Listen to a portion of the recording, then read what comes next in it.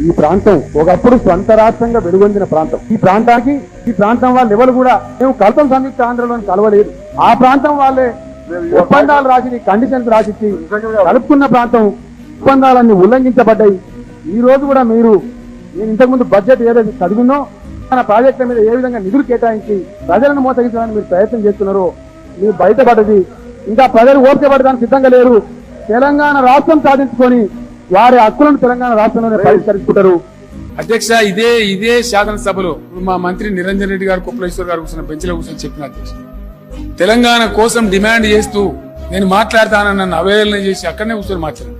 అవహేళన చేసి గందరగోళం చేసి నవ్వి తిరస్కార భావంతో చులకన చేసి మాట్లాడారు.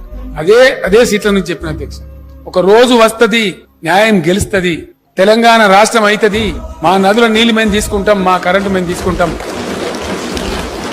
మా ఉద్యోగాలు మేము తీసుకుంటామని చెప్పిన అధ్యక్ష.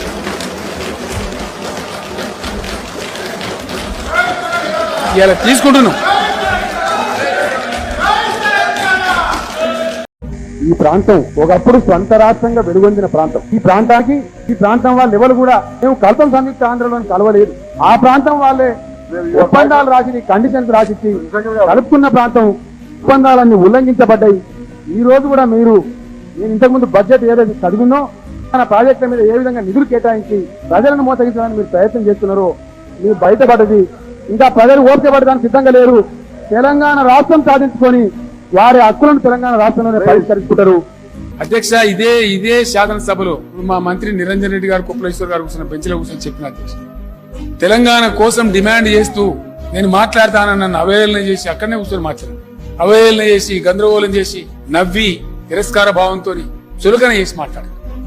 అదే సీట్ల నుంచి చెప్పిన అధ్యక్ష, ఒక రోజు వస్తది, న్యాయం గెలుస్తది, తెలంగాణ రాష్ట్రం అవుతుంది, మా నదుల నీళ్లు మేము తీసుకుంటాం, మా కరెంటు మేము తీసుకుంటాం, మా ఉద్యోగాలు మేము తీసుకుంటామని చెప్పిన అధ్యక్ష.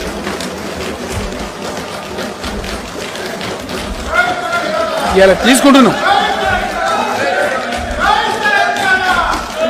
ఇలా 65 లక్షల